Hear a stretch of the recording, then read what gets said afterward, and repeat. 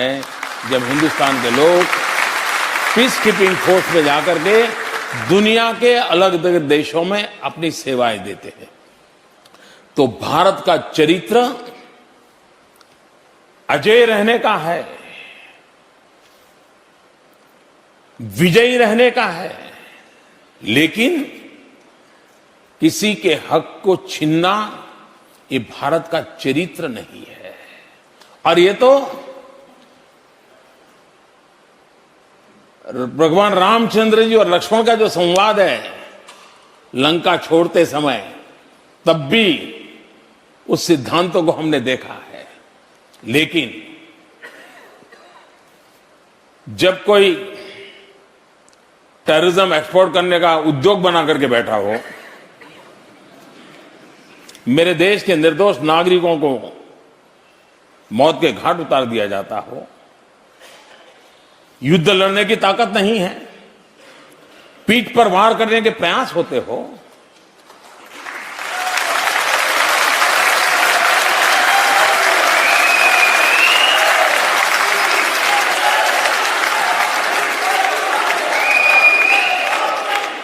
तो ये मोदी है, उसी भाषा में जवाब देना जानता है।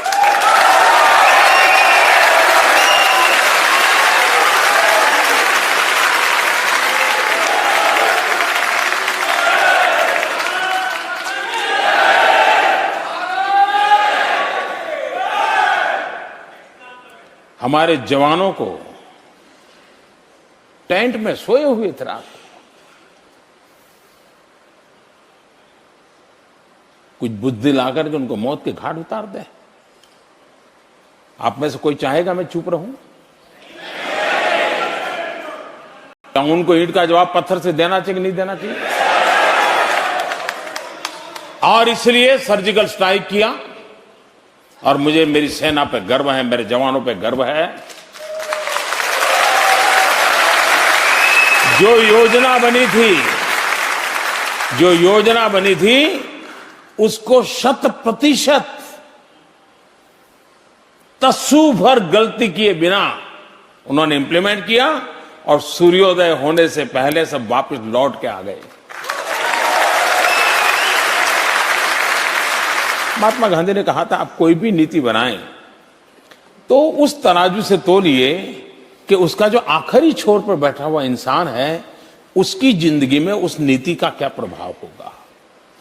मुझे महात्मा गांधी की ये बात मेरे गले उतर गई है कि हम नीतियां कितनी ही बढ़ाएं, बड़ी बड़ी बात करें, लेकिन भाई जिसके लिए बना रहे हैं वो समाज का आखिरी छोर का व्यक्ति, उस पर पहुंचने में हम कहां जाए। मैं जानता हूं मैंने ऐसे कठिन काम सर पे लिए हैं, हो सकता है उन्हीं मेरे कामों को कोई नेगेटिव पेंट भी कर सकता है, लेकिन क्या इसलिए उन कामों को छोड़ देना चाहिए क्या? गरीब जहां पड़ा है पड़े रहने देना चाहिए क्या? और तब जाकर के आप मुझे कल्पना कर सकते हैं, जब किसी छोटी बालिका पर बलात्कार होता है, कितनी दर्दनाक घटना है जी। लेकिन क्या हम ये कहेंगे कि तुम्हारी सरकार में इतने होते थे, मेरी सरकार में इतने होते हैं? मैं समझता हूं इससे बड़ा गलत रास्ता नहीं हो सकता है। बलात्कार होता है, एक बेटी के साथ ये अत्याचार कैसे सहन कर सकते हैं? और इसलिए मैंने लाल किले पर से एक नए तरीके से इस विषय को प्रस्तुत किया था।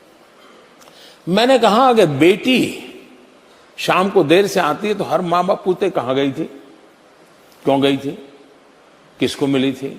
फोन पे बात करते मां देखते, बात बंद करो, किससे बात करते, किसके बात करते। अरे बेटियों को तो सब पूछ रहे हो, कभी बेटों को तो पूछो कहां गए थे।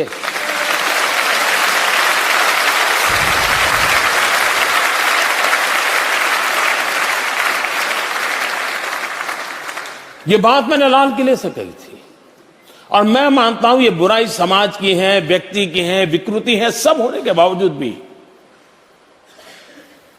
देश के लिए चिंता का विषय है। और ये पाप करने वाला किसी का तो बेटा है, उसके घर में भी तो मां है। उसी प्रकार से आप कल्पना कर सकते हैं कि आजादी के इतने सालों के बाद भारत में सैनिटेशन का कवर 35-40% के आसपास था। क्या आज भी हमारी माताओं बहनों को, क्योंकि मैं देखिए ये चीजें का एक और कारण भी है, मुझे किताब पढ़कर के गरीबी सीखनी नहीं पड़ रही है।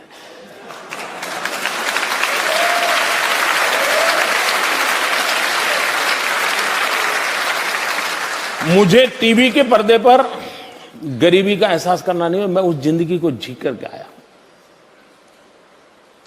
गरीबी क्या होती है, पिछड़ापन क्या होता है, गरीबी की जिंदगी से कैसी जद्दोजहद होती है, मैं देख के आया हूं। और इसलिए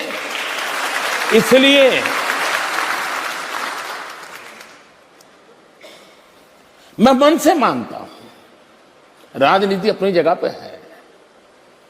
मेरी समाज नीति कहो, मेरी राष्ट्र नीति कहो, मुझे कहती है कि इनकी जिंदगी में कुछ तो बदलाव लाऊं मैं।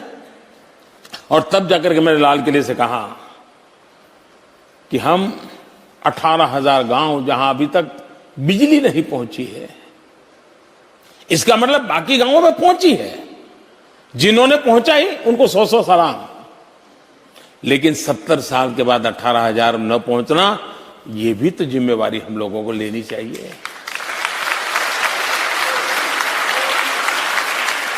और मैंने सरकारी दफ्तर से कहा, मैंने कहा कब करोगे भाई?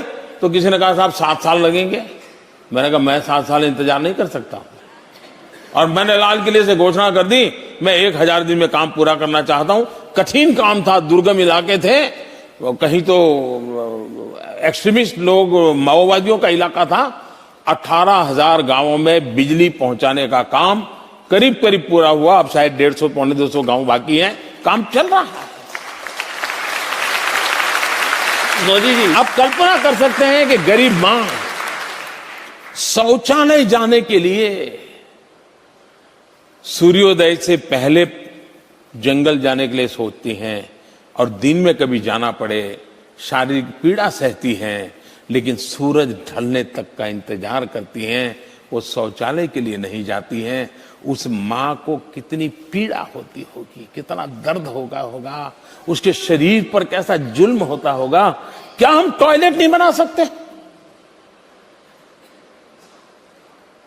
ये सवाल मुझे सोने नहीं देते थे।